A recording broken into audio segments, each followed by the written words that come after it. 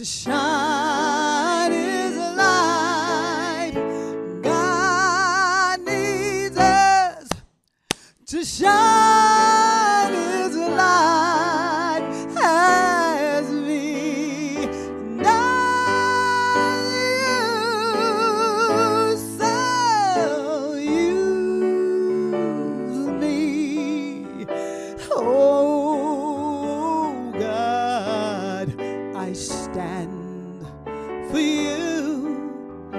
Here I'll abide as you show me all that I must do.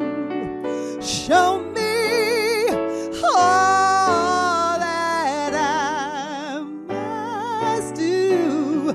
Show me all that I must do.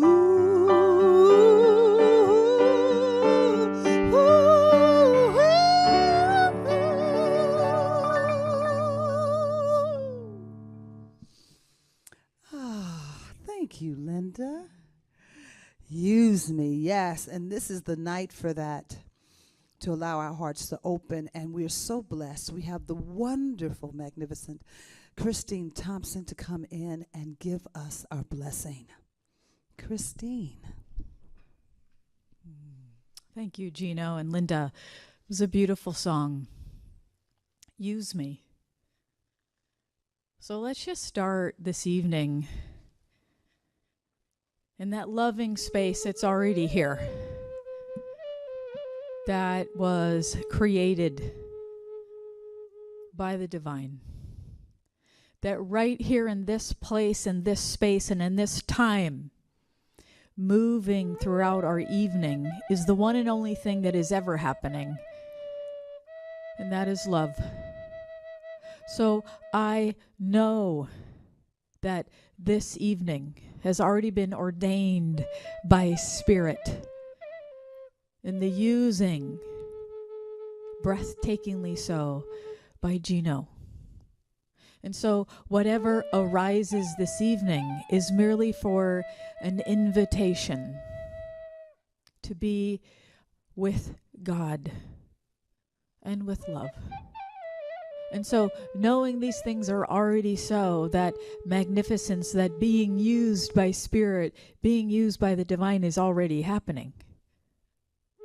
I know this night is blessed, it is loved, and I let it go. And I surrender it now into more love. And so it is.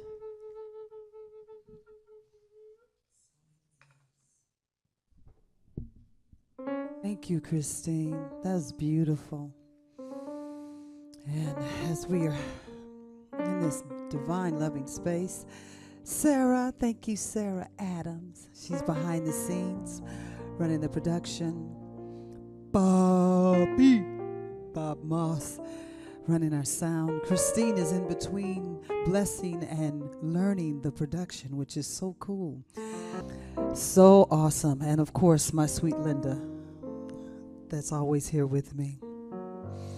So tonight, we're going to step into the unarmed black man.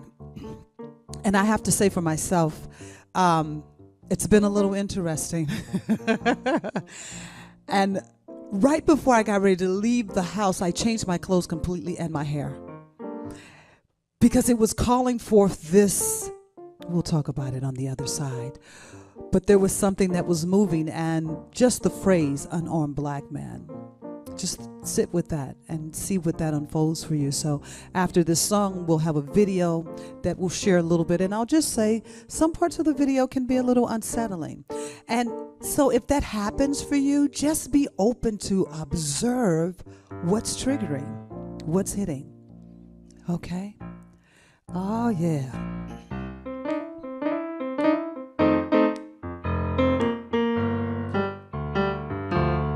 Well, you better listen, my sisters and brothers, 'cause if you do, you will hear the the voices that are calling across the years.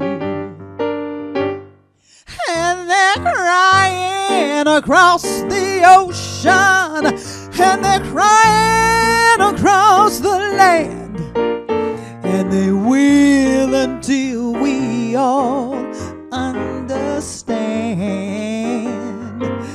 that none of us are free. None of us are free. None of us are free. If one of us in chains, none of us are free. Oh, there are people in the darkness, and they just won't see the light. If you don't say that it's wrong, that says it's right. Oh, we gotta give to one another, show each other that we care. Let's get the message out loud and clear that none of us are free. None of us are free. None of us are free. If one of us in chains, none of us are free. None of us are free. None of us are free. None of us are free. If one of us is in chains, don't you know?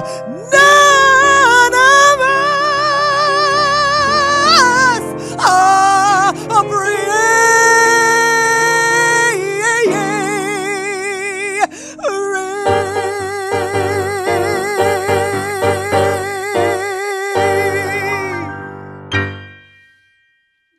Get it, Linda. Woo! Thank you.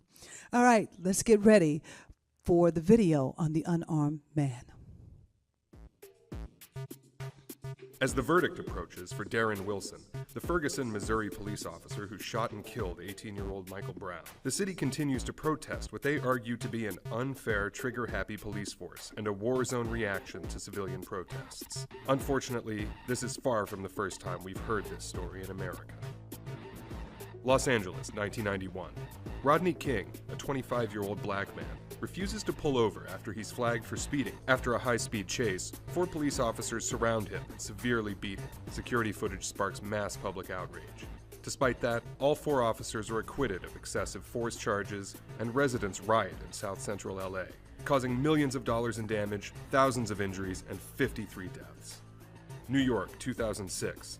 Sean Bell is drunk at his bachelor party. After an altercation outside a nightclub is misinterpreted by police, Bell and 2 friends are shot 50 times, killing Bell and severely injuring the others. Oh, Sean Bell, NYPD, go to hell! Mass protests follow, and despite outcry, all officers tried for the shooting are acquitted. San Francisco, 2009. Oscar Grant is involved in a drunk scuffle on a BART train late on New Year's night. Police respond and detain Grant and several friends. An unarmed Grant resists his subduer, despite being kept prone. An officer on the scene shoots him in the back, in front of dozens of witnesses, some of whom are videotaping the incident. Grant dies in the hospital a few hours later. The community immediately galvanizes to demonstrate against the police's conduct. The officer serves 2 years in prison and is now out on parole. The events inspire the 2013 film Fruitvale Station. Sanford, Florida, 2012. 17-year-old Trayvon Martin is walking home from a convenience store. Neighborhood watch coordinator George Zimmerman believes Martin looks suspicious. After he calls the police, Zimmerman approaches Martin. The two struggle, and Zimmerman fatally shoots and kills the unarmed teenager. Protests spread across the country, with figures like Al Sharpton and President Obama lending their voices in disdain for Florida's Stand Your Ground laws, which to this date have not been changed. I just ask people to consider, if Trayvon Martin was of age and armed, could he have stood his ground on that sidewalk? Ferguson, Missouri, 2014. Michael Brown and a friend are walking in the middle of the street. Officer Darren Wilson orders Brown and his friend off the street. A struggle ensues through the officer's truck's window, and a gunshot sends Brown running. Wilson pursues and shoots Brown 6 times. Protests, both violent and peaceful, erupt in Ferguson. Eventually, police deploy in military fashion, using non-lethal beanbag rounds to control protests and injuring several children in the process. Federal and state governments decide to take a second look at the over-militarization of police. Brown's death and the resulting chaos in Ferguson are milestones in the momentum these cases have gained. Outcry is louder on both sides, and while the government pledges to consider reform to police policy and state law, it seems like these stories have become depressingly predictable. If a white male teen was involved in the same kind of scenario, that from top to bottom, both the outcome and the aftermath might have been different. How many more times can the country withstand a tragic shooting, a muddy trial, and the resulting chaos?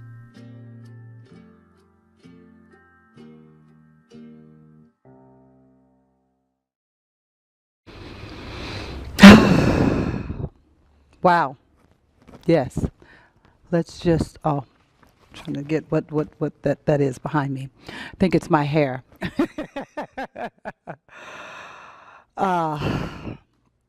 Powerful video that I hesitated in showing and sharing.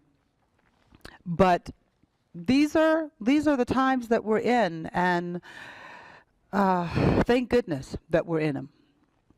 And the unarmed black man, this phrase that has been used by the media so many times that I myself have used, friends and family have used. Understanding, I started the conversation that before I left the house, I changed totally what I was going to wear from head to toe. And whether we realize it or not, there are images that different cultures depict that the media has created a scenario. There are images that we see that we immediately think of something else. I was sharing with everybody that walking here today, I knew that I would get different responses. Because not only do I have all the black on, I got my afro happening, I had my mask, Black Lives Matter. And so I got a couple of horn blows. Yes, sister. I mean, I used to get the horn blowing, you know what I'm saying?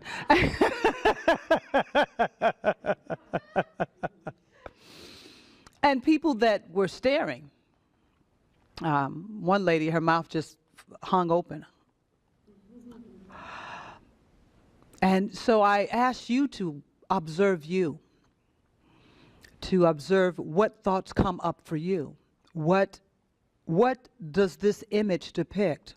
And especially with black men, you know, the pictures that they show of black men, anytime a black man has been arrested for anything, I feel like they find the absolute worst picture that's possible, and they show it. And so when you hear the phrase unarmed black man, it actually does the opposite. It creates this scenario where we think all black men or black people are criminals or have dabbled in criminal activity. And so not only is it unarmed black man, but then the next step is that we have to justify the type of character that the man is. Oh, he was a good student, he went to church, and I've always thought, what does that have to do with anything? This difference in how we see each other, and we're seeing the hatred just really starting to light this fire as our Asian brothers and sisters are being attacked, just for the fact of who and what they are, and this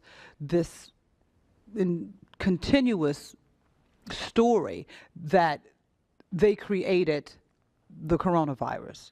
Well, the people that you're seeing, they had nothing to do with that. They have loved ones and families too that have been affected by the coronavirus. And if it did start in China, I've had millions of people that have died there as well. This thing that we have to hate someone or we have to blame someone, I was listening to a wonderful teacher that I love, Sheila McKeaton, and this epiphany that she had, that love is it. That's we can love through anything. And I love these words that she said, that if we don't choose to love, then each of us will suffer the consequences. So I was like, ooh, if I choose to have hatred in my heart, anger in my heart, then that affects me personally. That affects my whole physical being. That affects my mental being. And so the person out there that whom you may dislike or you're disagreeing with or you hate, it's not affecting them. What you're holding in you is affecting.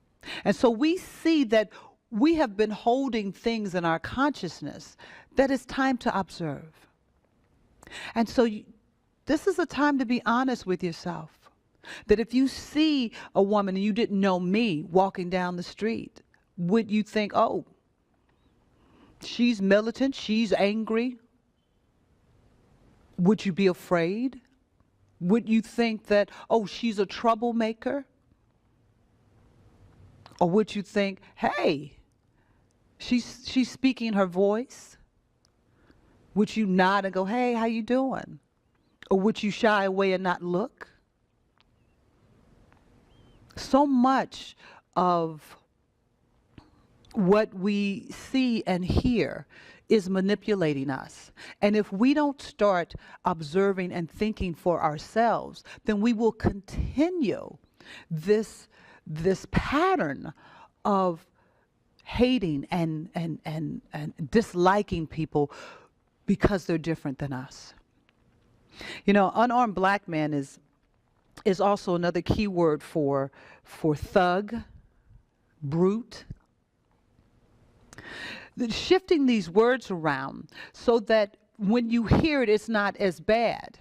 For people that may not have anybody that's a person of color in their life, or maybe have never known a mother that's lost her child.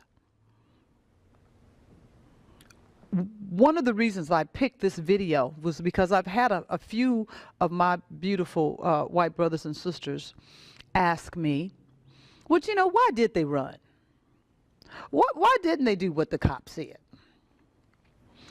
And regardless of that, that's not a reason, that's not a justification to kill someone. That's, I think, one of the things as we start to look at police reform, and make no mistake about it, we do need police reform. Police officers must become accountable. That you can't just, you know, you're supposed to stay in shape. It's like, what is a fireman going to do if he gains 300 pounds? He can't run up no stairs. He can't pick anybody up. That's a part of your job as a cop. You're going to have to run sometimes. I saw a video that I just said I can't show it. But here was a guy running, and I don't know what he did. So let's say he's wrong. He is as wrong as can be. The cop is in his car shooting him as he's running away. These type of things, as a community, as a country, we have to start waking up that that's not okay. That, yes, there is a beautiful job that police officers, and I do not want to be one to do it. I've never, that's not. But if you are going to do it, we have to have some new guidelines, because the ones that we have now, they're not working. They're not working for everyone.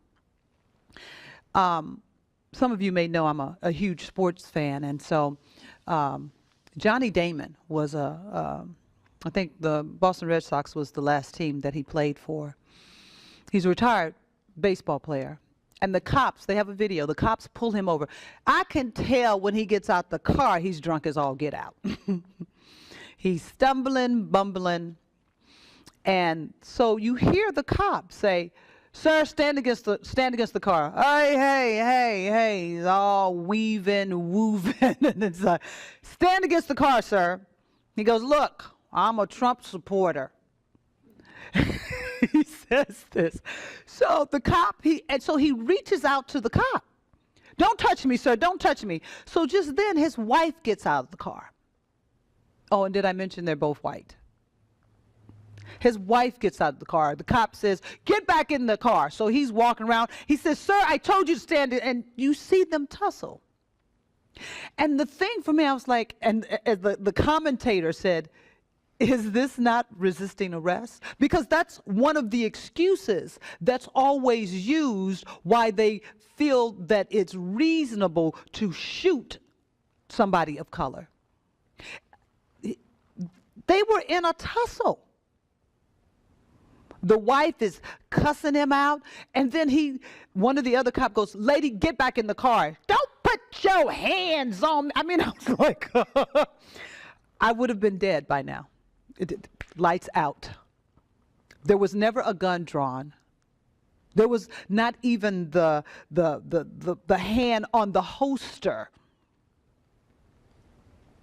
And they didn't even know who he was at first. So it wasn't like, oh, well, maybe because he was a sports figure. But our black athletes have not gotten that type of treatment.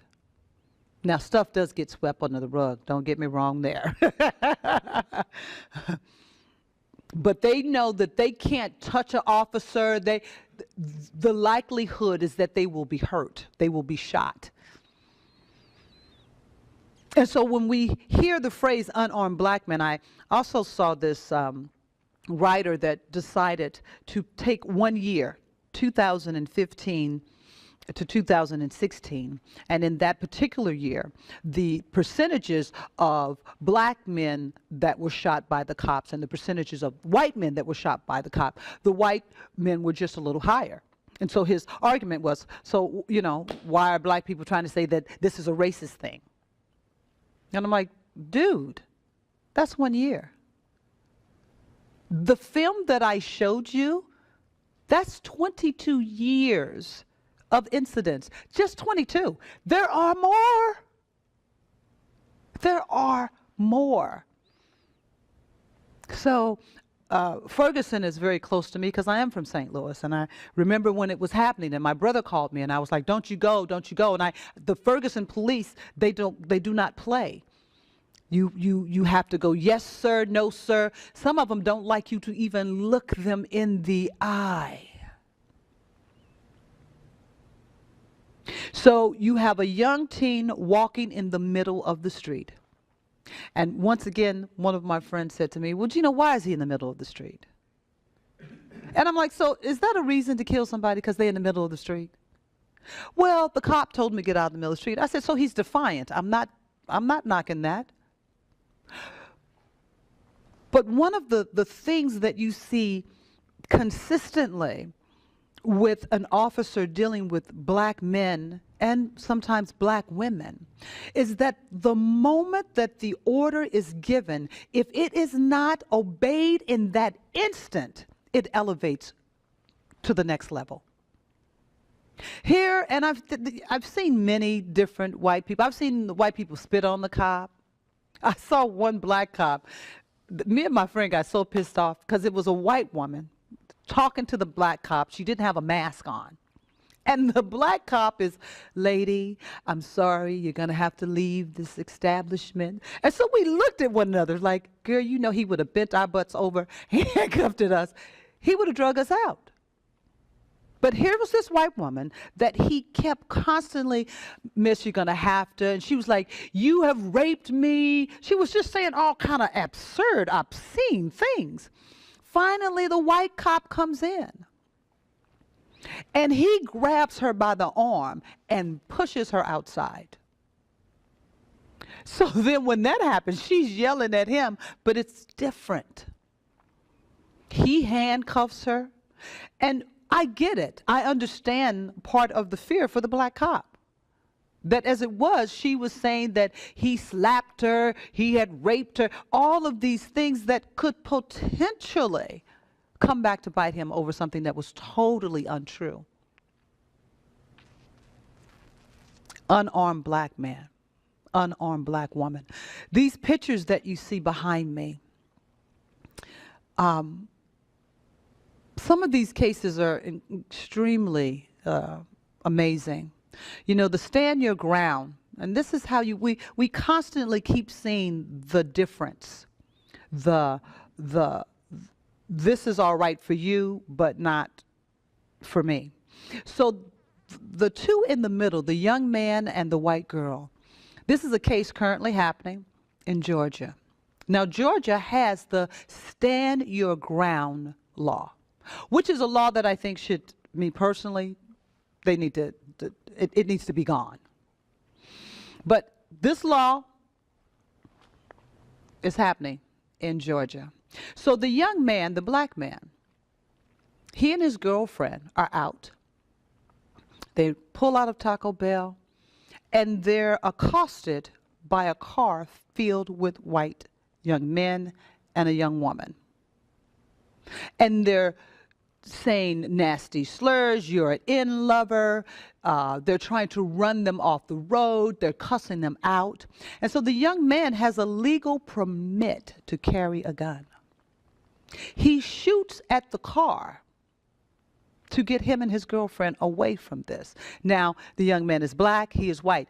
The young lady that you see in the picture with him, she was shot in the head and killed. This happened in June. The prosecutors are saying that the Stand Your Ground law doesn't apply to him. By no means am I saying that it's okay for anybody to get killed. But understand, and it's hard to understand, because I also had someone say to me that, well, okay, you know, they were saying words. If you've never had someone with such anger and hate spew words at you that they want to physically hurt you, they're intimidating you. Now, they were physically trying to run this young man and his girlfriend off the road.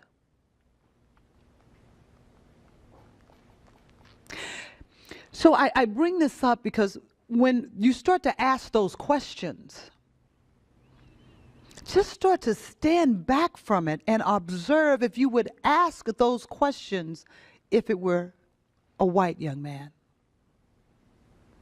If you could not give him the consideration that he feared for what would happen to him and his girlfriend, had they been able to drive him off the road. He's still in jail. His family, his mother is white, his father is black. Seeing his family, you know, of course, the story begins of how he's a really good student. He's going to college. And I understand all of that, but it's like we look for those reasons far too much, and not the fact that a life on its own merit deserves to be valued. That any life is of value. And because of the color of its skin or the way that it speaks or for whatever country it's from, that should not devalue that life. But that's where we are. This was a very interesting thing.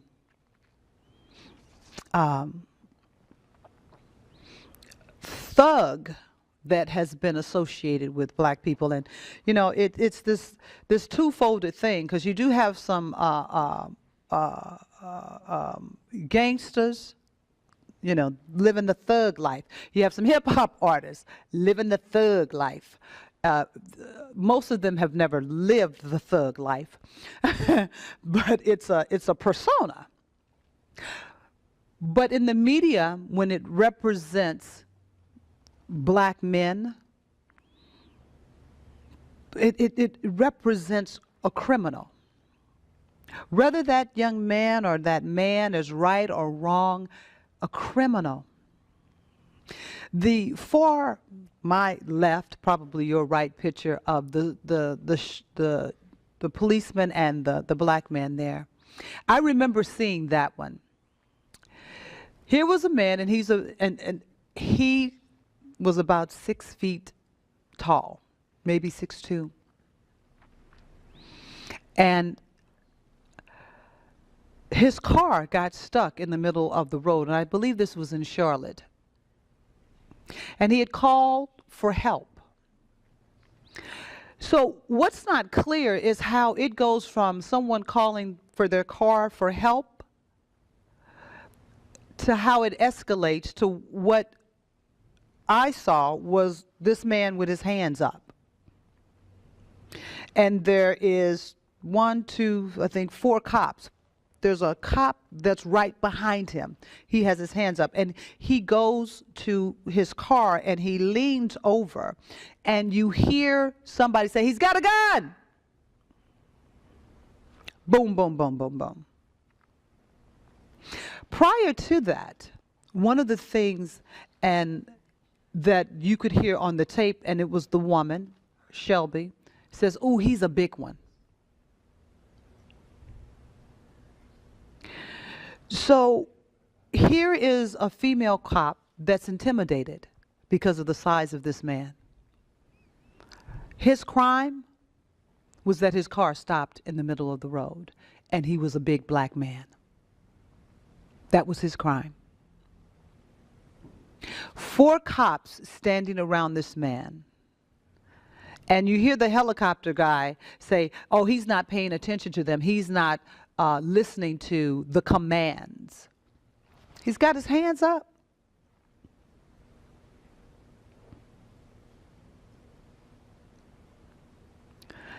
So we find that even having your hands up is not sufficient. The least bit of movement can cause them boom, boom, boom. The other thing that's really important is that the officers are prepared to shoot. It's not like we think about it. They're here. Get out of the car. There needs to be something addressed to that. For our racial equality project this week on police unions. And when you go on our webpage, you can click to that site, and it takes you on a site that shows you in your state what the contract is that the police have. And most of them, it kind of helped me understand, because you saw some of the pictures of scenes that the contract is written in a way that if a cop says that he feared for his life or she feared for their life, it's almost impossible for them to be held accountable. And these are the type of things that defund the police is talking about. That we need to have more accountability. It's kind of like how we have seen with our politics. If we don't stay awake and abreast to what's happening, things will be changed. Laws will be changed. Voter suppression are the type of things that happen where your voice is not counted. And in order for us to be a true America, everyone's votes need to be counted. So I urge you to go on our webpage, check out that site. It shows you in California the contract has not come up. You can put your zip code in there. They make it really easy for you. And you can send a letter to your congressman, congresswoman. We have to participate. And even if your participation is in starting to observe, I just have to briefly touch this. I don't know how many of you are aware if you watch the show The Talk. I don't watch it, but of course it was blasted all over YouTube. Sharon Osbourne, Piers Morgan. Initially starting with Piers Morgan and his just continuous belittling and racist comments that he's had about Meghan, the Duchess of Sussex, I think it is, or is it Sussex? Thank you, Sussex. And it's been over a period of time. You kind of feel like, I love this comedian that said it's kind of like he's a jilted lover, and they go on Facebook and they just say, she's this, she's that. It's been a constant thing. And so there's a scene on The Talk where Sharon Osbourne is saying that Piers Morgan is her friend, and that she knows her friend is not racist, and blah, blah, blah, blah, blah, blah. And so the other two, Cheryl and Tyler, I think is her last name, they start to express to her that, you know, he has said some racist things, and if that's your friend, you may want to have a conversation. Sharon goes immediately to, I'm not a racist, I'm not a racist, and it's just up on 10. It's like, oh my goodness. And that's my friend, and no, you know, it's brrr. And I thought these two women were so loving and gentle in their way of trying to express what they felt. And so in comes the comment, you tell me how Piers is a racist. You show me. And I have to say this for myself, that I've been in those conversations. And sometimes because of the magnitude of the conversation, I can't think at that time to be able to pick a particular scene. So instead of Cheryl addressing that, she addressed the fact of the content of what he has been saying is affecting people of color. And that if this is your friend, and Sharon Osbourne was just irate on 10. And one of the things that upset me was there was a point that it looked like Cheryl was getting ready to cry because she said, Sharon, you're my friend. We're friends. These topics aren't easy, but our friendship, this is not her, this is me. Because I've had some tough conversations with some of my friends, and they're uncomfortable. Don't get me wrong, they're uncomfortable. But I can no longer not say what I really feel. I won't. It doesn't serve our friendship. It doesn't serve the wisdom and the expansion of what's possible. So Cheryl touches her eye as she looks like she's going to cry. And Sharon, don't you cry. I'm the one who should be crying. It's like, oh my God. And I have to say, for me, because she is so irate, there are probably some racist tendencies that she's not aware of. And not only that, that in itself is privilege. The fact that you would think that you are beyond, and she goes on to say, I'm a Jew or I'm Jewish, how can I be racist? Really? That's the most asinine thing I think I've ever heard. We all have these opinions about different culture and races, and the media is a part of that, and the way a person looks has been a part of that. And so to say that you won't even listen. And so I called a friend of mine that had asked me at one point, well, you know, what can I do? And we talked about this, and I said, you know, one of the things that she could have done in that moment was to listen. This wasn't to be right or wrong. You may agree with it, may not, but to listen. You have the chances of you going to a store and somebody following you around, the chances of you getting pulled over just because your car doesn't look like it's the right car in the right neighborhood, I doubt you've had that. So when, you know, and I know that there are people that feel that, oh, you black people, come on. We don't chain you up anymore. Just the bad ones. We let your kids go to school with our kids. I mean, what more do you want? We want the world to be equal for all. Because it is because of the allness that the world has expanded to the greatness that it is. That song that Stevie Wonder wrote, Black Man, I love that it was a history lesson that showed how all different nationalities gave birth to this country, not just one. Everybody participated. Some gave in their life. Some gave in inventions that were they never got recognized, and their families didn't get recognized and receive what should have happened. But we've all given to make this place the way it is right now. So that means we also can create something new. When you hear Unarmed Black Man, start to recognize what you think that black man is. What are you thinking about him? What vision comes to your mind? When you see a black man, maybe with his pants sagging.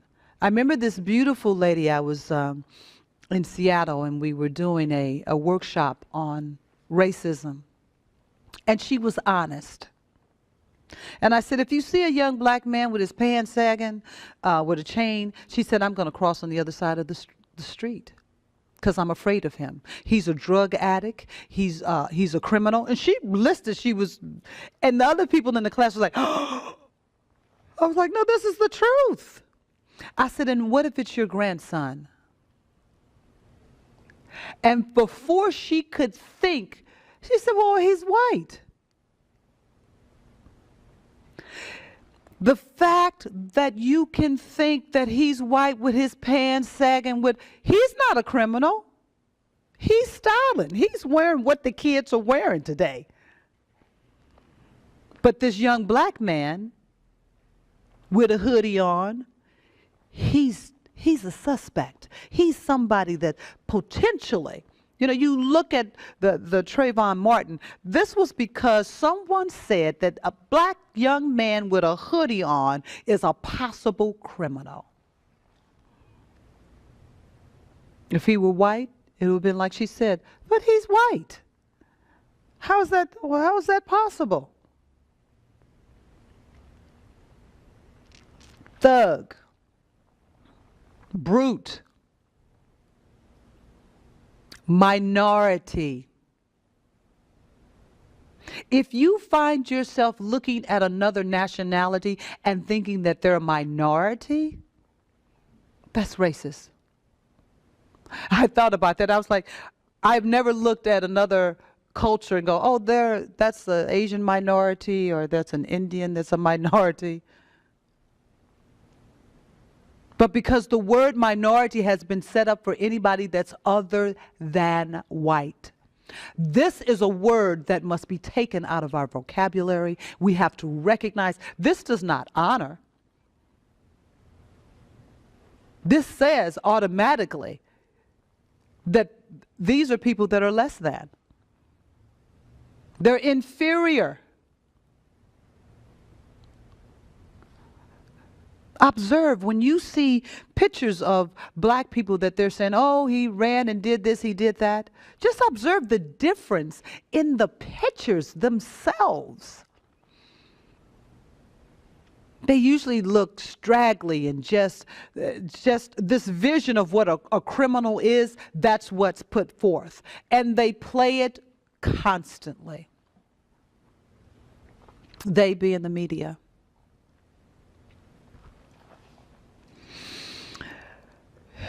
There was a story from the 1900s,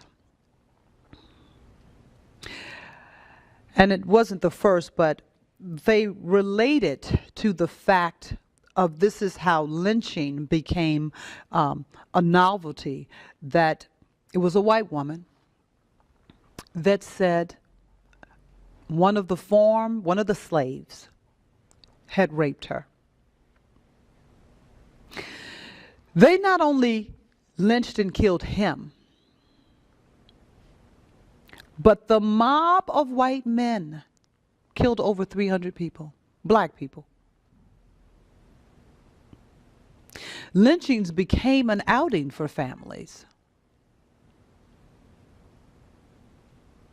So we see today, because I guess maybe 6 years ago, they had a lynching in Texas.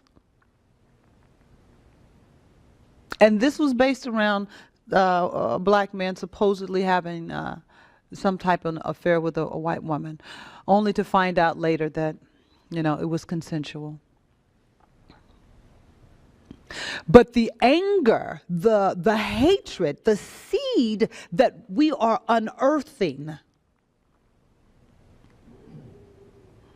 that we are not human beings.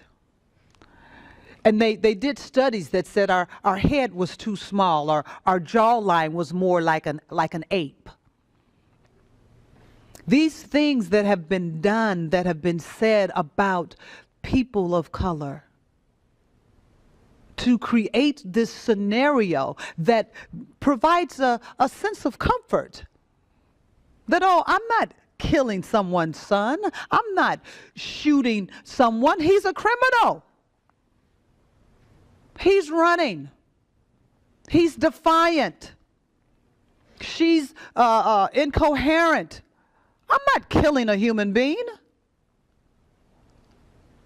This is a criminal. So we want to start listening ourselves to what and how we see people that don't look like us. This last story, it's funny, but true, and it's actually one that I kind of relate to a little bit.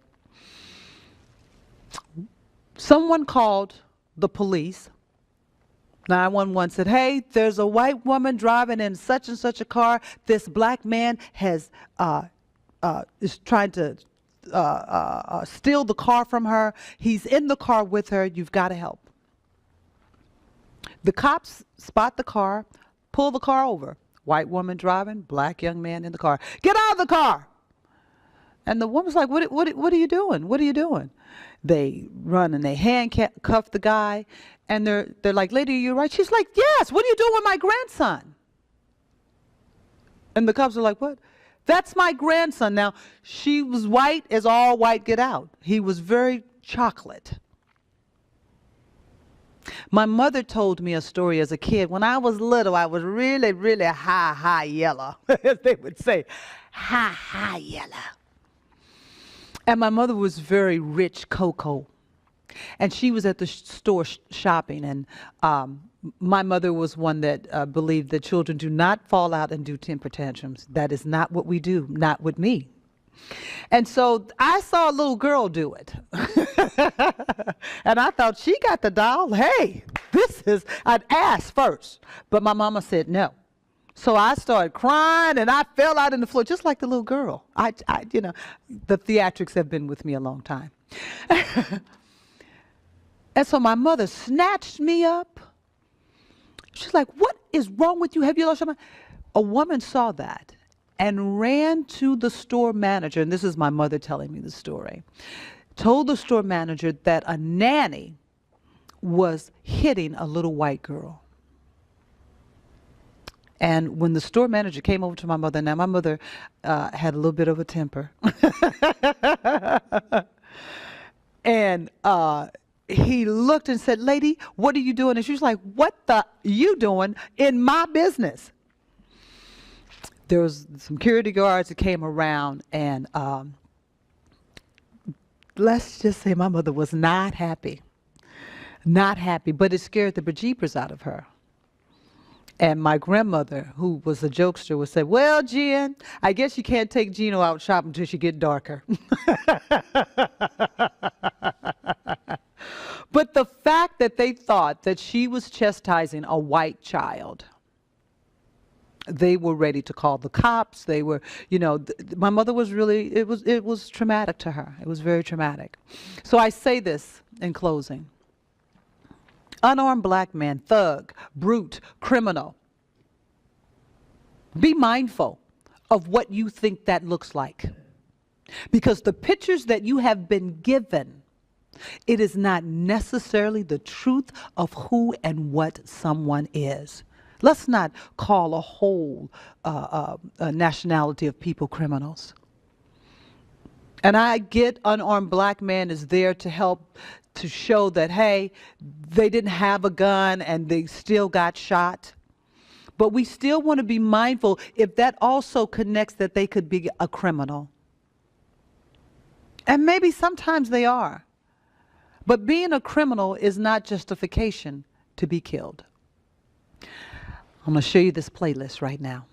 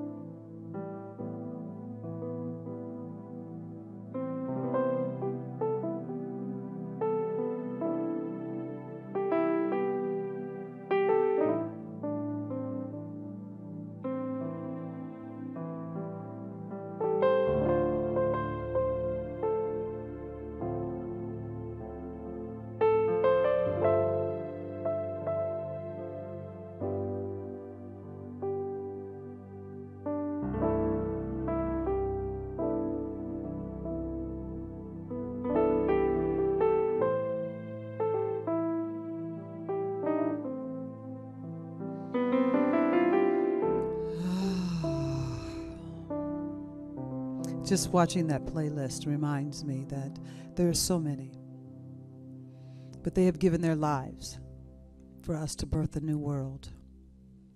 So I thank you for being here with Kitchen Conversations and joining me in the kitchen. This is our conscious giving time. Universal Spirit Center, you are fantastic in all of your loving and giving, in your willingness to expand and to expose yourself and your awareness, to embrace this uncomfortableness in such love. Because we do know that love is the core of everything. And is that love that you share so magnificently with us through your ties, through your time, through your talent.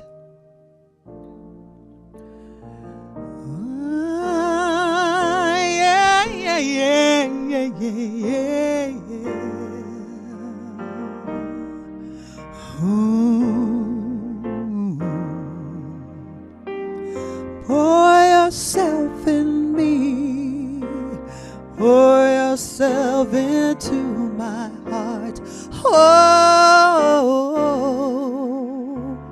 wonderful feeling. Pour your joy in me, pour your joy into my heart. Oh, wonderful Spirit, pour your joy in me, pour your joy into my heart. Oh, wonderful Spirit, pour your love in me, pour your love into my heart. Oh, wonderful. Sing and dance with me. Sing and dance into my heart. Oh,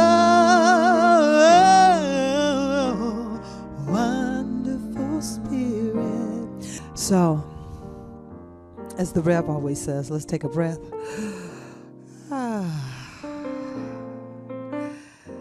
Love, love, love. Thank you for being here. Thank you, Sarah, for doing such a spectacular job. Thank you, Christine. Whoop, whoop, whoop. And don't be in the house checking us out. And of course, my sweet Linda doing what she does on those beautiful keys. I thank all of you for being here, whether it is right now or it's later in the future. Know that this heart to your heart fills with so much love and joy. Thank you for being here for Kitchen Conversations. I'll see you next week. I'll see you next week for Awakening Wednesday.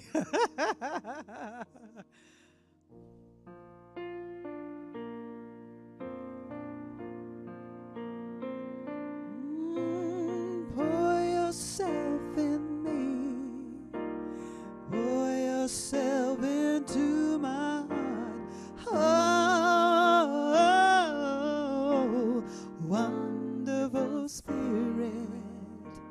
Pour yourself in me.